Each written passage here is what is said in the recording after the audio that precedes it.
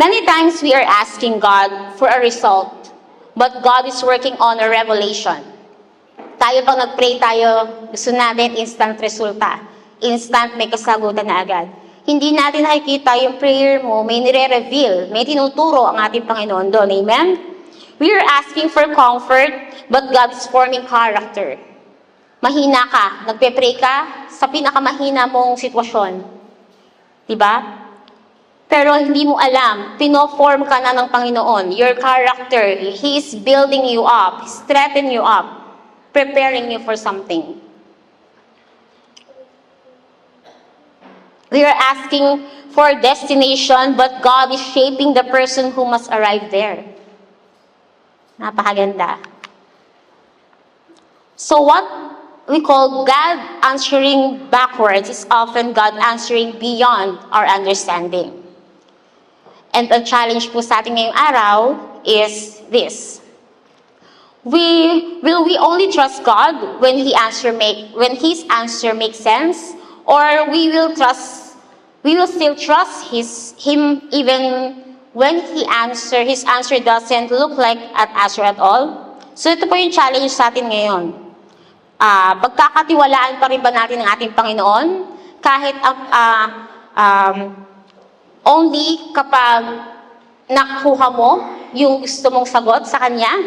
O patuloy mo ba siyang pagtitiwalaan even yung kasagutan sa prayers mo, hindi talaga yung pinakagusto mong sagot?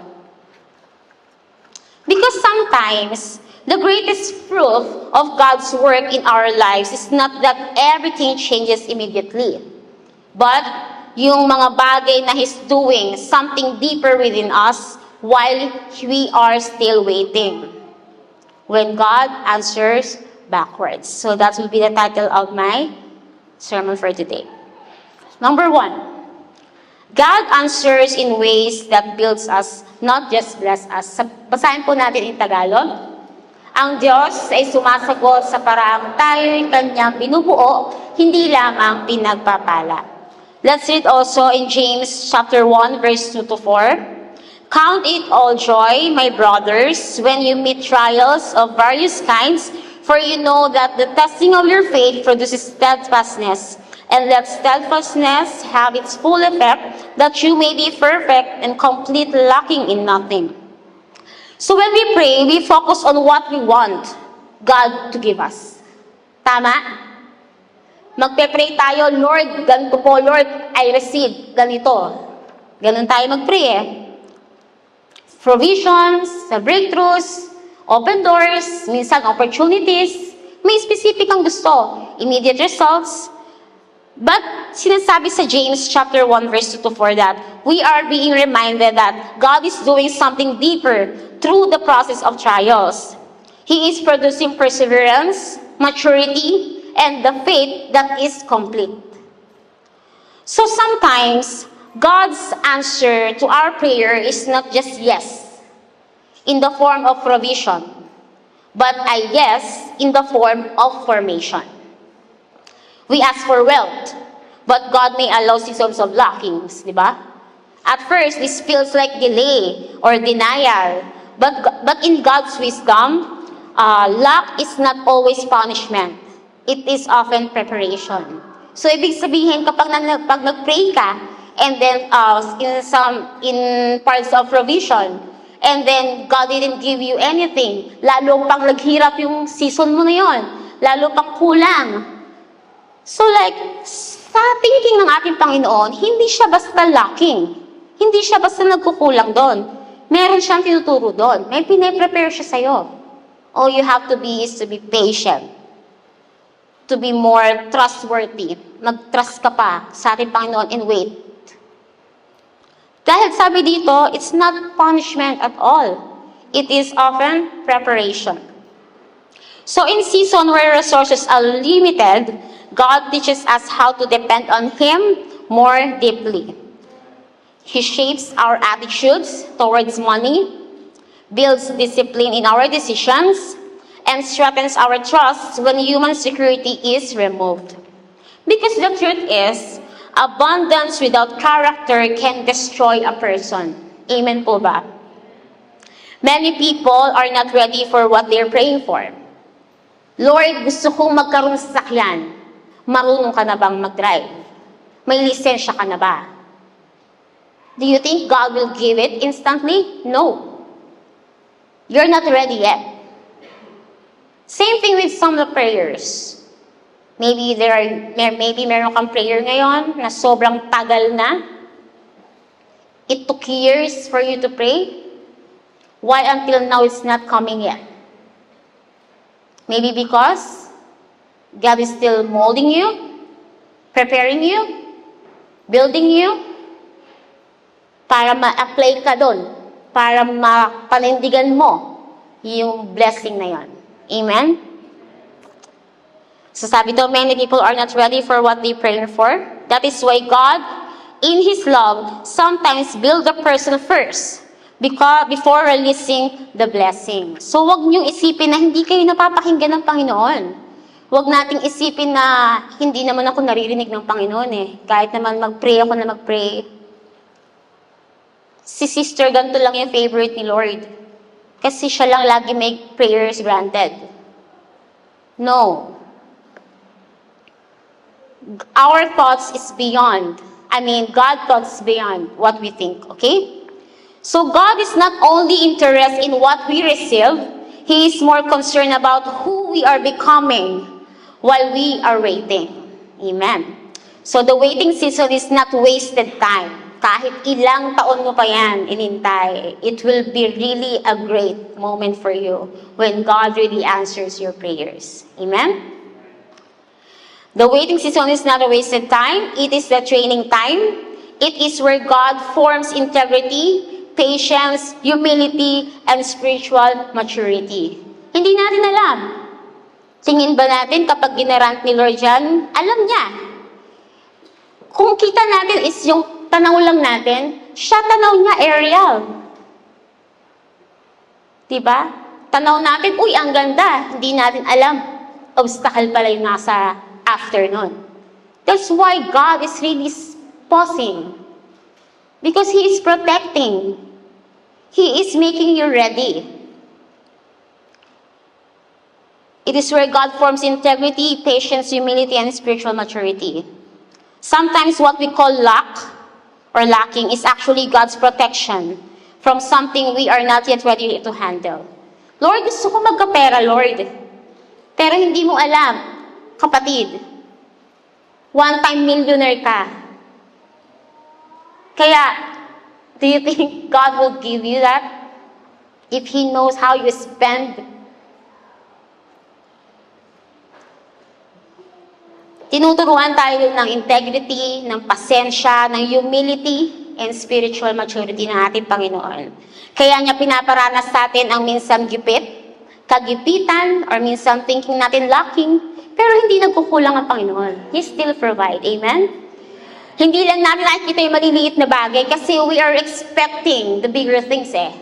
That's why we cannot appreciate those little things that God has done to you. When you woke up in the morning, when you wake up in the morning, it is a blessing. Pero ano sinasabi natin pag walang pagkain?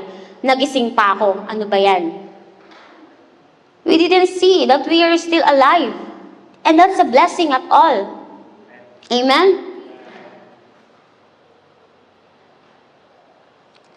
What feels like delay may actually be a divine development. So instead of asking only, Lord, when will I receive it? We begin to ask, Lord, what are you building in me through this? Ganun dapat yung faith. Amen? Because in God's kingdom, growth often comes before gain. Growth muna. And building always comes before blessing. Amen? Huwag tayong blessing agad. Sige Lord, bless mo lang ako. I-build ko talaga to. Lord, i-bless mo lang ako. Prosperity lang, Lord. Promise. Bibigay akong offering. No. You should be built first before God will give you blessing. Amen? Kita natin yung motibo. God knows your motive in every prayers you have. Lord, promise, please, Lord, give me this, and I will do this. Hindi mo alam bakit delay. Kasi may ginagawa pa sa'yo. Medyo pinaparealize pa sa'yo ni Lord. Or timing niya. Like that. Pero sometimes, no, kapag hindi natin nare-receive, parang nagagalit pa tayo. Nawawalan pa tayo ng gana. And there comes na we will stop praying about it. Yun yung nakakalungkot na part. That's why, church, don't cease in praying, okay? Number 2, let's read. God gives wisdom through problems, not just answers. Let's read in Tagalog. Ang Diyos ay nagbibigay ng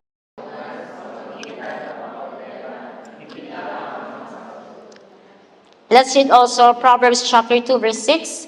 For the Lord gives wisdom, from His mouth come knowledge and understanding. Also Sir Romans chapter 5, verse 3 to 4. Not only that, but we rejoice in sufferings, knowing that suffering produces endurance. And endurance produces character, and character produces hope. Amen. So when we pray for wisdom, we often imagine God responding with clear instructions, instant clarity, or even sending the right people at the right time to guide us step by step. Yun yung imagination natin. We often imagine that God will give this right time. Ito yung mga taong binigay niya. Oh, ito na yung sign, like that. We expect wisdom to feel like information. Something easy, direct, and immediate. But in Proverbs chapter 2, verse 6, we are reminded that true wisdom comes from the Lord. Sabi naman din sa Romans chapter 5, verse 3 to 4, we see the character, perseverance, and hope are produced through suffering. So, this reveals a powerful truth that God does not only give wisdom through explanation, He often gives wisdom through experience. Amen? Marami na tayo napagdaanan, napagtagumpayang sitwasyon sa bawat buhay ng bawat isa, hindi ba? Marami na kayong naging victorious na problems. Amen? And through that experience, may natututunan tayo. May napupulot tayong lesson, kung saan tayo pwede mag-grow, magkaroon tayo ng wisdom because we experience that, di ba? So sabi dito, He often gives wisdom through experience. So many times, instead of removing the problems, God allows us to walk through it. Bakit? Bakit niya tayo inaalaw doon? Problema na nga yun eh. Akala ko ba, Lord, ayaw mo akong mag-suffer? Pero bakit mo inaalaw na mangyari ito sa akin? At inaalaw mo pa akong lakaran yon? Hindi ko kaya yon. Magreklamo na. God allows us to walk through it not because He is silent, but because He is intentional. Wow. He is intentional to form you. He is intentional to build you. He is intentional for you to grow. Because in the middle of confusion, pressure, uncertainty, we are forced to seek Him more deeply. Kung kailan lang confused tayo, kung kailan hirap na hirap lang tayo, na parang hindi ko na alam, Lord, doon lang tayo pinakalalapit eh. Doon tayo nagpe-pray ng sincere. We listen more carefully. We depend more fully. Lagi natin sinasabi, Lord, we can do nothing apart from you.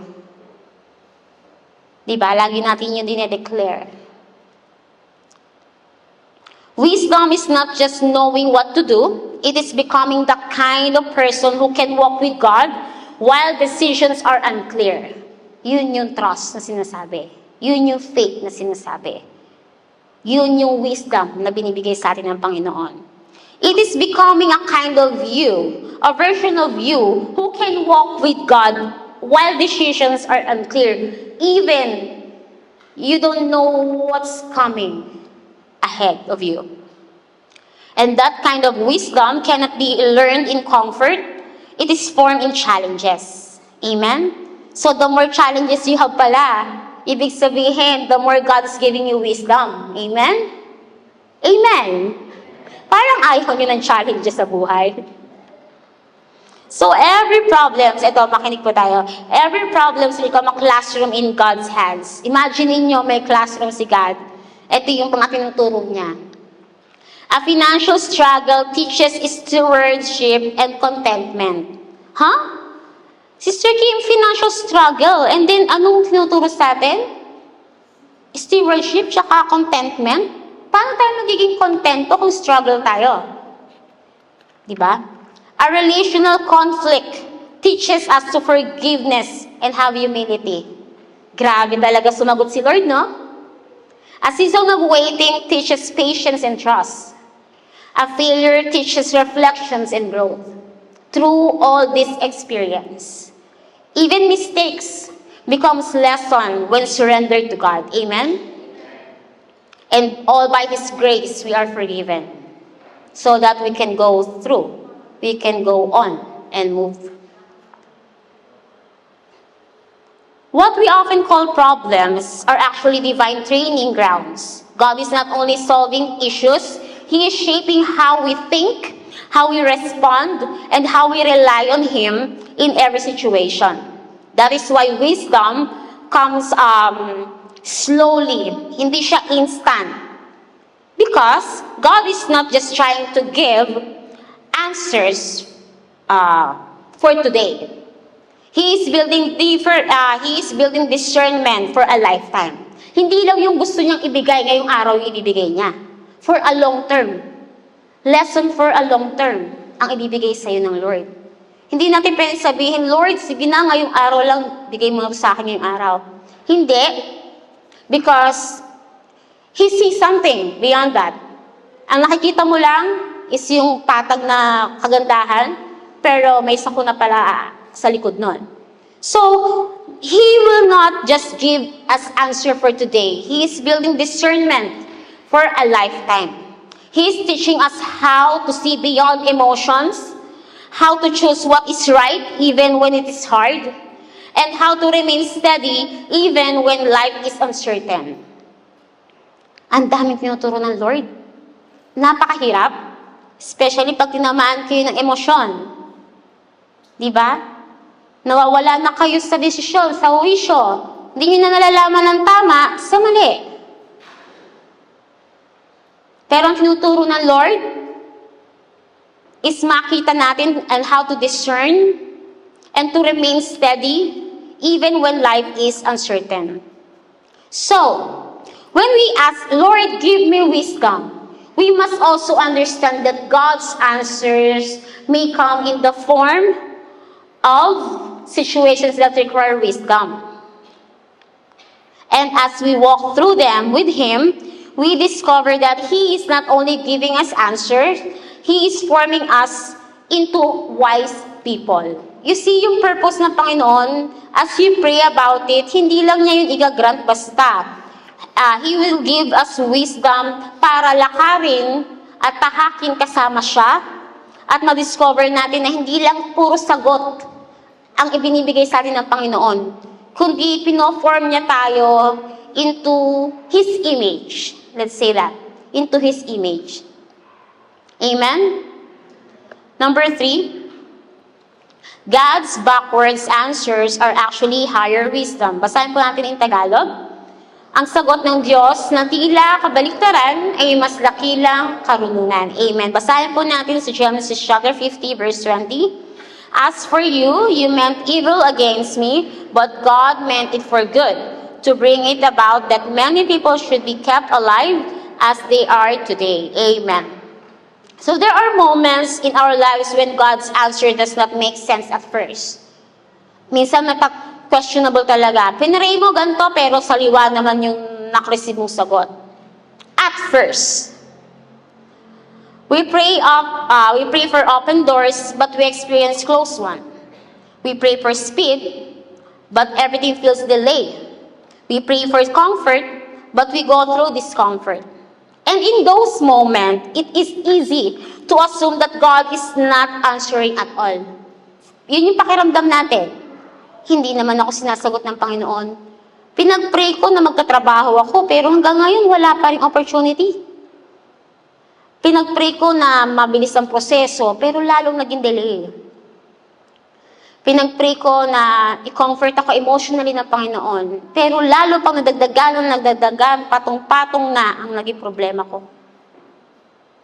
Those moments, we easily assume that God is not answering at all. And then we stop. Stop na yung prayer. Tinamad ka na. Tinamad ka na sa lahat ng gawain. Pero ang tinuturo sa atin ng Genesis chapter 50, verse 20 is, when we see a powerful revelation through the life of Joseph. We are all familiar with Joseph, right? What people intended for harm, God was already working for good. Yung experience ni Joseph is really, napagdaanan niya is really miserable. Pero meant yun ni God for him. Inalaw niya na mangyari yun kay Joseph. Because he is already working for good. There is something beyond. This means that even what looks like betrayal or delay or difficulty is not just outside of God's comfort. In fact, it may be part of His higher plan.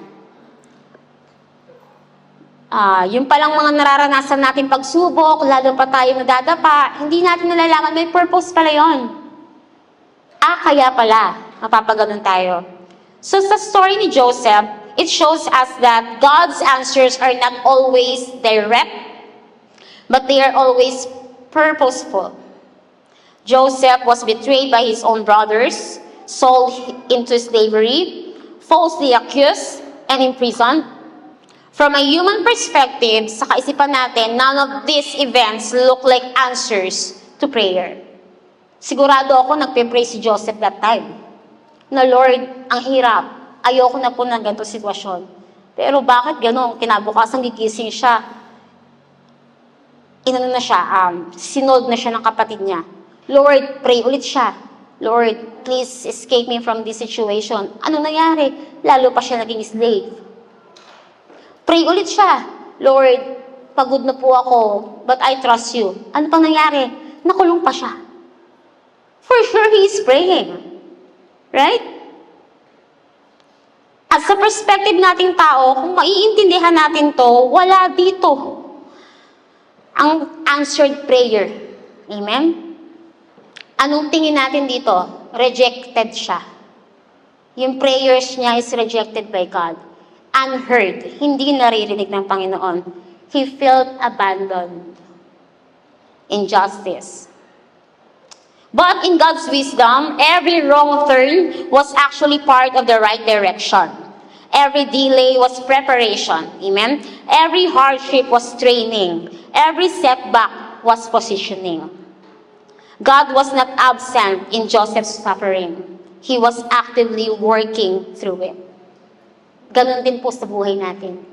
Kung nakakaranas man tayo ng mga panalangin na ang kasagutan ay talikwas, and then kinabukasan, nung pray ko ulit, another one.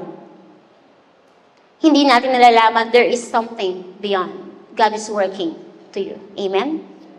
So instead of giving up, instead of stopping from praying, let's trust God and believe that there is something God is working. There is something great that God is working into your life. Amen?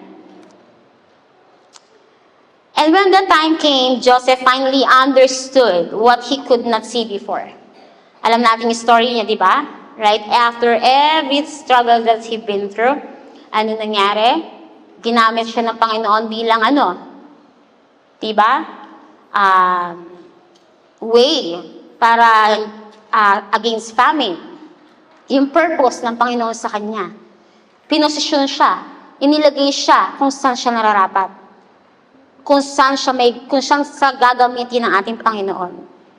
God was not only answering his prayers, God was shaping the outcome in a way far greater what Joseph originally imagined. Ang gusto lang ni Joseph that time makalaya makaalis doon. Pero hinayaan ng Lord na doon ka. Diyan ka lang, Joseph, kasi meron akong piniprepare for you in the future, not only for you, pero sa nations mo. Ganon siya ginamit ng Panginoon. This is why God's answer often feel backwards. to us. Because we see only the moment, but God sees the full picture. Yun yung sinasabi ko kanina. Ang kita lang natin, ano yung pinakatanaw lang ng mata natin. Pero ang Panginoon, kita niya ang buong picture ng buhay mo. Amen? We see the pain, but God sees the purpose. We see the delay, but God sees the destination. What we call delay may actually be a divine direction. What we call denial may actually be divine protection. What we call difficulty may actually be a divine development. That is why Joseph could confidently say, "You intended to harm me, but God intended it for good." Amen? May umaapi ba sa inyo? Sabihin niyo lang, "You intended to harm me, but God intended it for good." Kahit walang umaapi sa inyo, basta yung mga problema lang na dumarating sa inyo. Diba? Yan lang ay declare nyo. You intended to harm me, but God intended it for good. Amen? He realized that God was not reacting to what people did. God was already working ahead of it, weaving everything together according to His purpose. So when God's answer does not match our expectation, we are reminded that His wisdom is higher than ours. He is not simply giving us what we ask for. He is aligning everything for what He knows is best. Amen? God's answer may look different from what we expected, but they always fulfill what He has purpose. Amen? So in my conclusion po, my beloved brothers and sisters in Christ, what feels like a backward answer is often God's working in a deeper way than we can see. We pray for comfort, but God gives us growth. We pray for ease, but God gives strength. We pray for answers, but God gives Himself. So the question is not, why is God not answering me? But rather, how is God answering me differently? Aabangan nyo na. Pag nag-pray kayo, paano kaya sasagutin ni Lord yung prayer ko differently? I know it will be different sa prayers, the specific prayer ko. Because I know that He is molding me, He is building me, He is preparing me for something. As we reflect on this passage, we are reminded that God does not operate within the limits of our understanding. Many times, we come to Him with clear requests, specific expectations, and urgent needs. But God, in His wisdom, answers in ways that higher, deeper, and more purposeful than what we can immediately see. That is why there are moments when God's answer feels backwards. We pray for ease, but we encounter challenges. We pray for provision, but we experience waiting. We pray for clarity, but we walk through uncertainty. Yet, in all of this, God is not absent, and He is not silent. He is actively working, building our character, shaping our faith, and aligning our lives with His perfect purpose. Amen? So when we step back and look at the scripture, kung babalikan natin, and even our own journey, yung kanya-kanya nating journey, we begin to realize something powerful. That God's answers are never random. They are always intentional. Amen?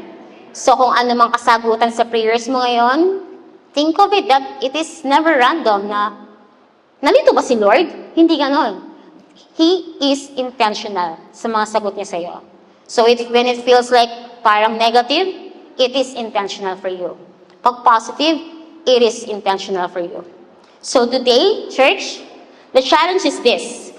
Will we only trust God when His answer makes sense to us? Binalikan ko lang yung question natin kanina. Or we will trust Him even when His answers look different from what we expected. Amen. Because faith is not just believing that God will answer prayer. It is trusting that however He answers, it is still good. Amen? It is still wise. And it is still for our best. In the end, we may not always understand God's method, but we can always trust His heart.